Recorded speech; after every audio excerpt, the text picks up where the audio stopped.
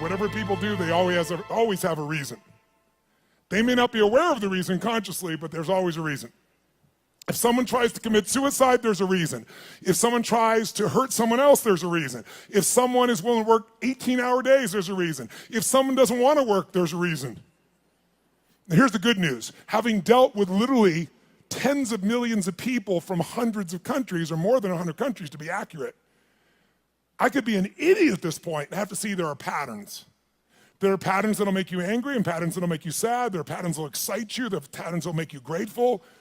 The patterns that'll make you completely worried all the time. There are patterns that'll make you feel so absolutely certain you can run through an effing wall.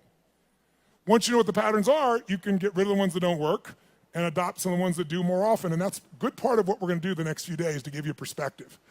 But the most important pattern to understand is why people do what they do. So as I told you, I've had a unique gift. I've had the chance to travel the world at this stage of life where literally the world is available to all of us in a few hours. But what I want you to understand is everybody has a reason for what they do, but the good news is there's only 6 reasons. There are lots of different stories, but I can tell you by experience being around the world, there's only 6 reasons. And those 6 reasons are called the 6 human needs. And I'm going to walk you through these. Now, I need you to manage your state for the next few minutes because we're going to go a little deeper on content, but we're going to do it only so in the future for the next 3 days when somebody stands up, you're going to look at them and you're going to go, what's driving them? And I'm going to ask you, which of these needs are driving them? Because once you know what drives somebody, you know how to meet their needs. Or you can predict their behavior and see whether or not they're the right corporate match, personal match, intimate match, because you have to understand it. So what are these 6 needs? They are not goals. They are not desires. If you travel with me around the world, you'll see every culture has different goals. Everybody has different desires, but we all have the same needs. What are they? Number 1 is the need for certainty. Certainty. Now, what the hell is certainty? Certainty is a survival need. We all need to feel certain that we can avoid pain and that ideally we can have some comfort. Why? Because continuous pain would mean continuous damage. Continuous damage eventually means death. So the need for certainty is built into every human being. And I'm going to show you now in the next few minutes, if you stay with me, and I really need you to, so make sure you sit up in your chair and focused on this area. Because after this, we're going to kick in gear again. But right now, you got to take this in. It'll be so valuable, not just for this weekend, but for your life. All human beings have the same 6 needs, so why do we behave differently? Because the only thing different in people is 2 things. We all have the same 6 needs, but we don't value them equally. Some people, certainty is the number 1 thing they value. And if they're certainty driven and you try to change anything, they freak out. They get fearful or they get angry or they get pissed off because what matters most to them is keeping things the same way where they feel like they're in control. Raise your hand if you follow. That's an example. Some people, they value love much more than certainty.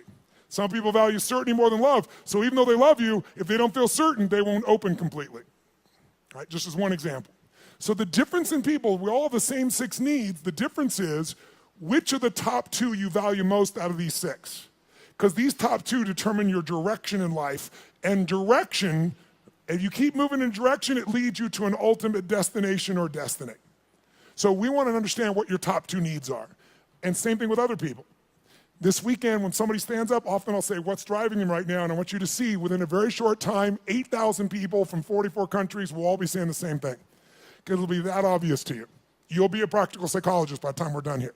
So now, if we know what these needs are, and a person values them differently, we also have to find out 2 people could have the same need, but they have a different belief about what it takes to be loved, or a different need about what it takes to be certain.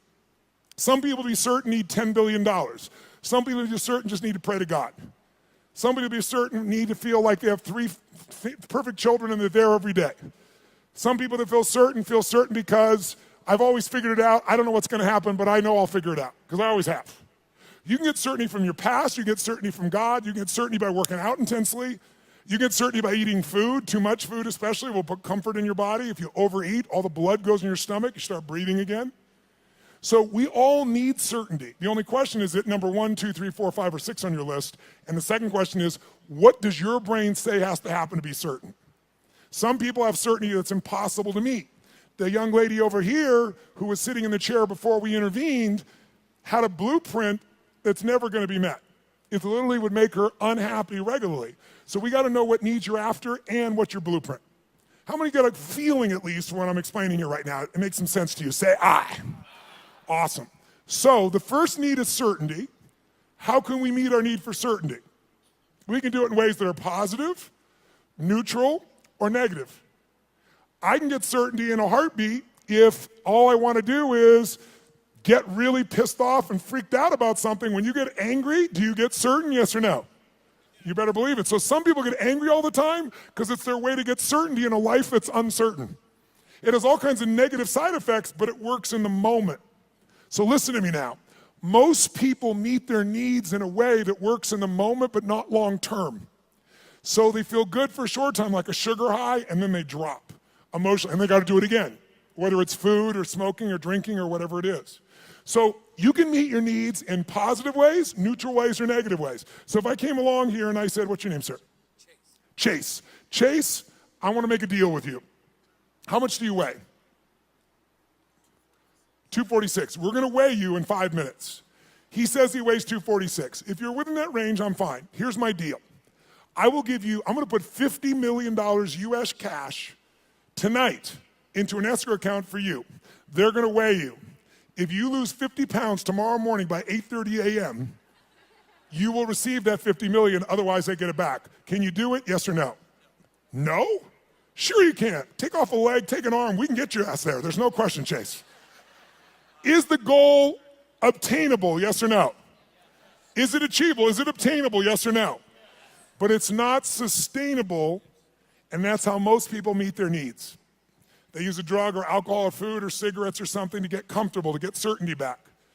But the problem is it has side effects long term. Works in the short term, doesn't the long term. Raise your hand if you follow. Say I. So you could get certainty by overeating or smoking or drinking. What happens when you smoke a cigarette? Take a deep breath in and you blow it out nice and long and slow, full exhale. When most of you are stressed, how many have noticed that you either stop breathing or you breathe really shallow? How many have noticed this in the past? So you smoke a cigarette, and in the moment, it meets your need for comfort and certainty. It's killing you, but it works short term. That's how most people live their life. You can get certainty by working out. If you go on a run really intensely, or you go lift weights, and you push yourself, and all that blood starts pulsing through you, do you feel certain, yes or no?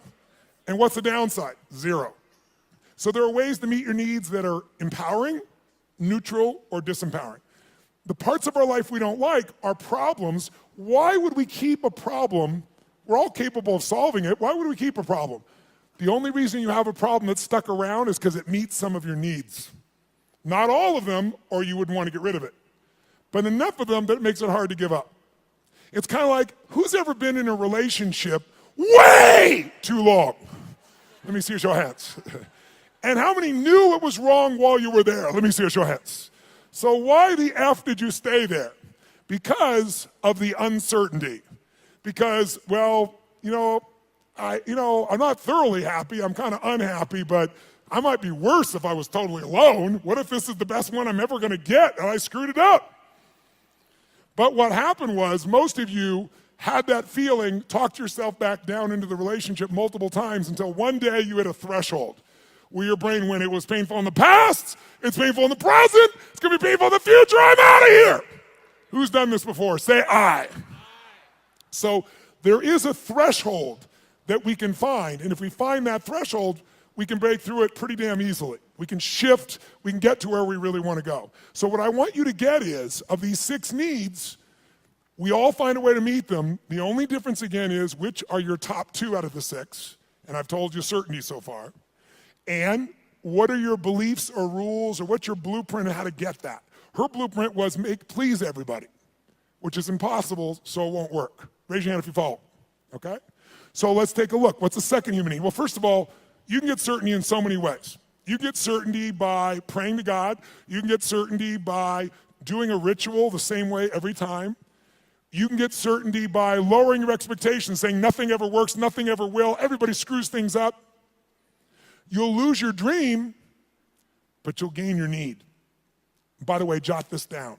People will give up their goals and dreams to meet their needs. People will give up their goals and dreams. They'll even give up their own values to meet their needs. I'll give you an example. How many of you in this room consider yourself to be an honest person, very honest person? Raise your hand if you consider yourself to be very honest. Raise your hand nice and high. Okay, drop your hand. Raise your hand if you lie. Let me see your hands if you lie. You can explain this to me, will you? Here's how it works.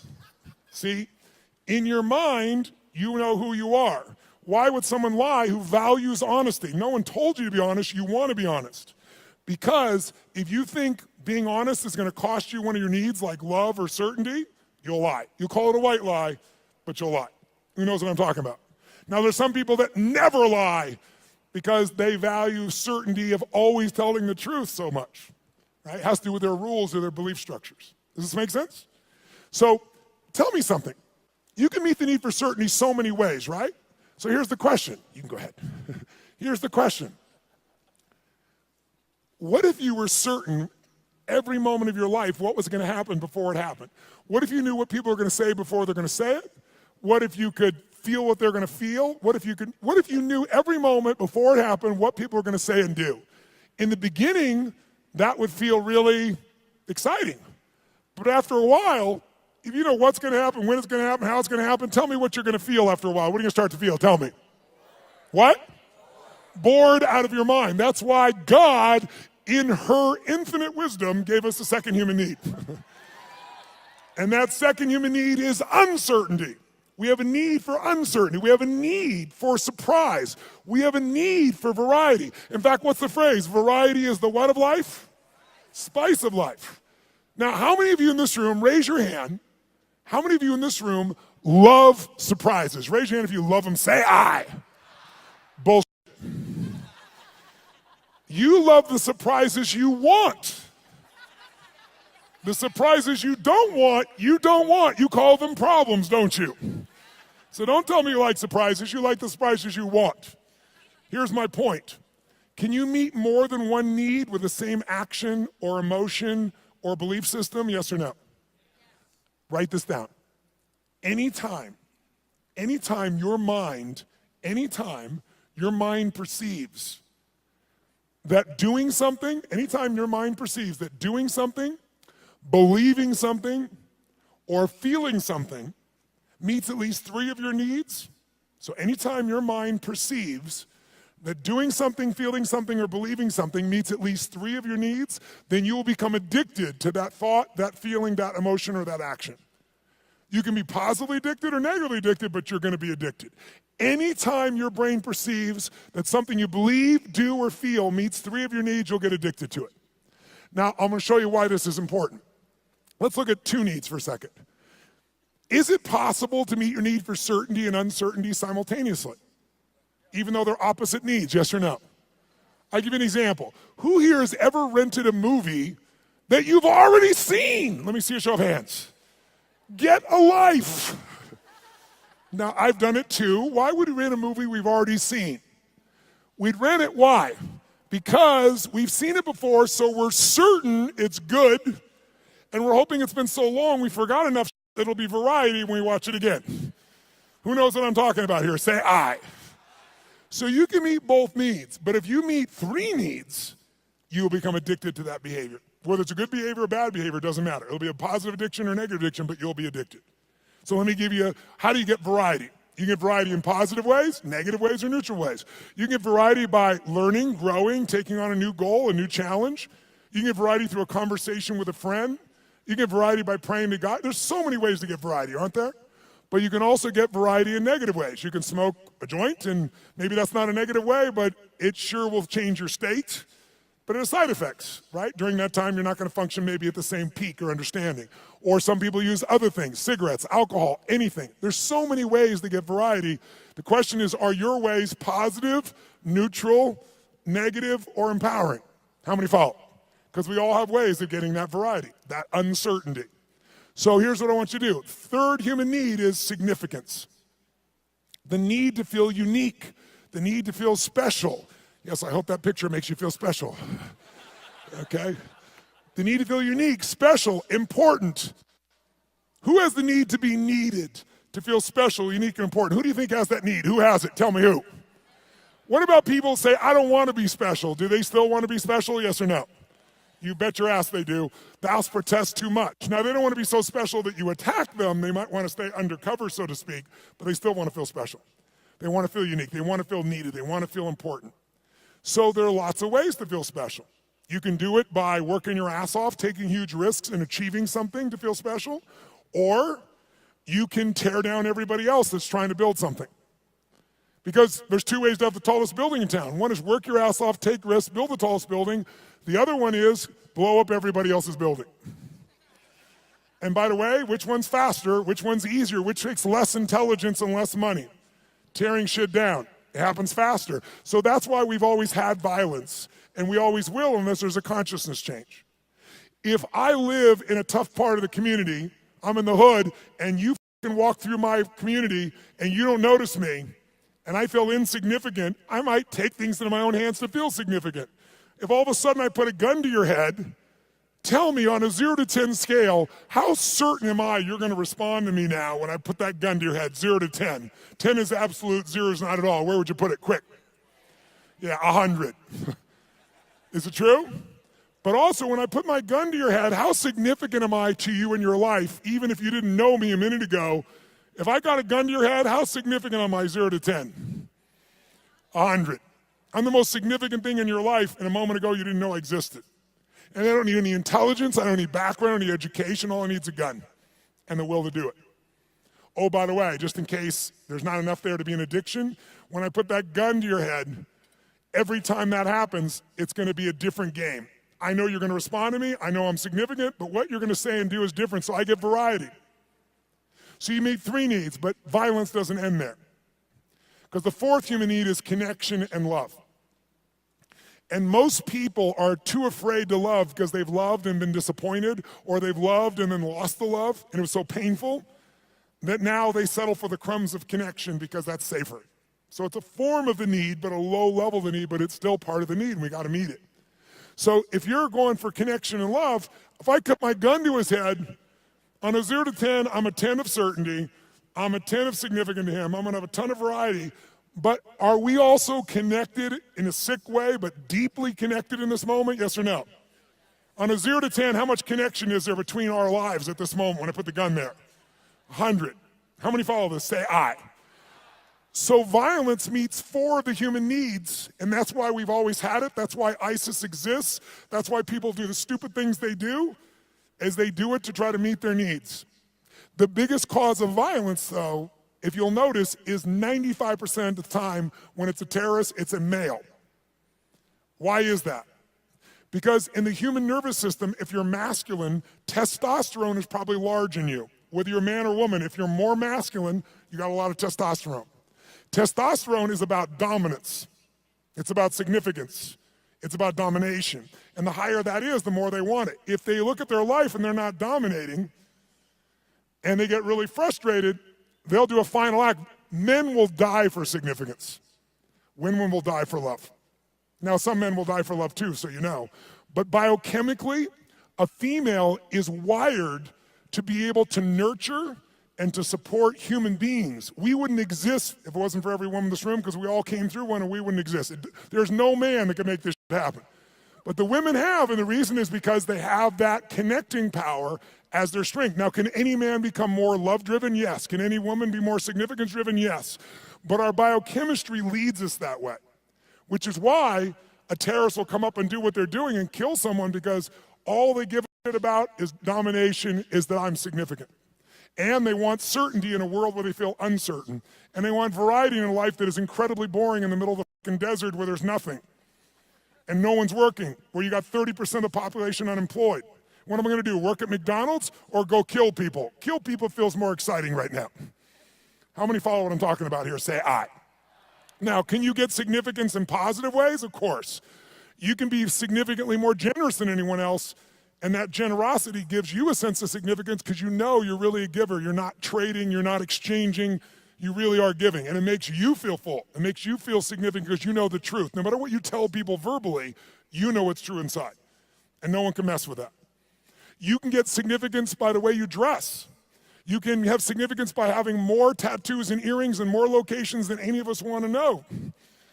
But the bottom line is you can know more about box scores and sports to be significant. Everyone finds a way to be significant. Most people find a way to be significant by having a significant problem. Why? Because if I'm really successful, you might like me for a while, but after a while, most people get annoyed with someone who's always happy and successful. Easy for you! Who knows what I'm talking about here? Raise your hand, right? But if you got big-ass problems, who's going to be upset with you? You're not competing with them. So you have huge problems, you go, oh, I understand. But if you're doing really well, it's like easy for you. So most of us unconsciously learn to create big problems as a way to connect because it's the safest way to connect and not be rejected. Some of you do it like she does by trying to please everybody all the time, thinking if I please you enough, then you'll come to me, you'll give me what I'm really wanting too, which is what she wants. But it doesn't work that way. It works sometimes, but not all the time, and not even the majority of the time. How many follow here? Say I. So we have what needs so far? Number one is, nice and loud, number one is certainty. Certainty you can be comfortable, you can avoid pain, you can survive, you can be comfortable. Second human need is the need for uncertainty. Also need for variety or surprise. What's the third human need? The need for to feel unique, to feel special, to feel important. Who has that need? Who has that need? Everyone. And the fourth need is the need for connection, and most people settle for connection because love is too scary, because they loved and it was so wonderful and it went away and they don't want that pain anymore. So they want love, but they settle for connection. So if you can't get love or connection anywhere else, buy a dog. Don't get a cat, they're independent, get a dog. Is it true? You can be the dumbass owner, you can not even feed them, you can leave for 5 hours, you can leave for 5 minutes and it's like you've been gone for 6 months, they're so excited, right? So anyone can feel connection and love. You can do it through prayer, you can do it through good gifts, you can do it by dressing special, you can do it by having big problems. The only question in life is not whether you're gonna meet your needs. The only question is how. And is it obtainable or sustainable? Is it empowering, neutral, or negative? And if you want to change your life, willpower never lasts. But when something meets more of your needs, it's effortless. If you want to know what the biggest addiction is in our culture, it's not alcohol, it's not some form of prescription drug, it's not an illicit drug, it's problems. Because problems allow us to try to deal with our deepest fear that we're not enough and we won't be loved by saying, it's not me, it's this problem. It's just that I have ADHD, it's just that I've been through this, so most people meet their needs through problems. Unfortunately, they don't meet their deepest needs, because up until now, we've described the first 4 needs, which are the basic needs of your personality.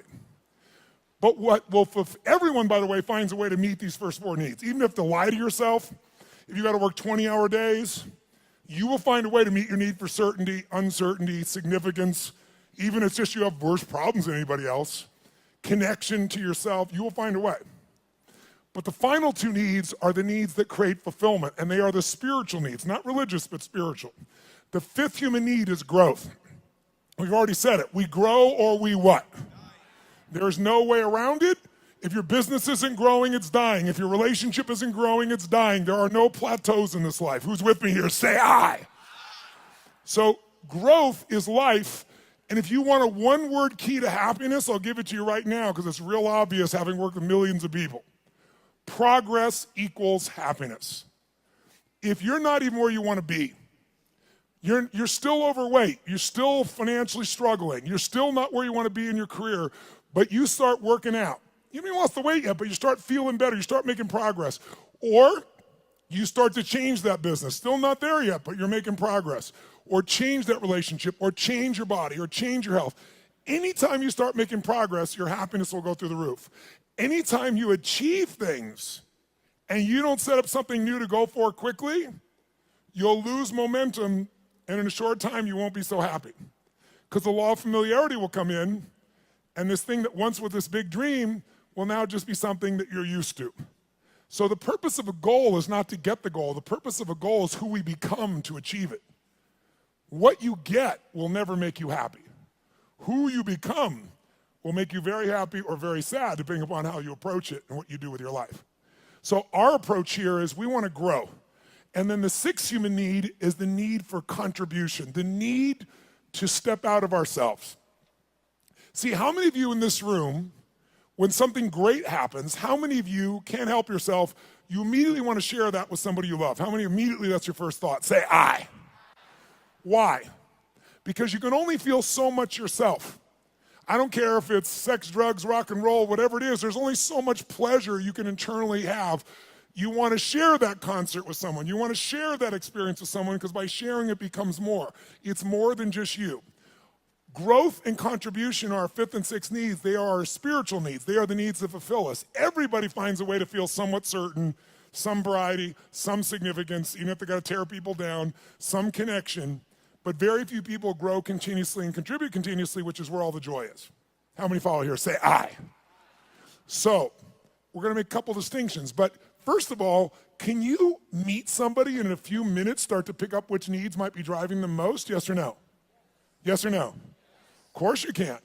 In fact, I'll give you an example. I was flying, I don't know, this was probably 5, 6, 7 years ago. I was flying this small plane across the country, and I was being the pilot.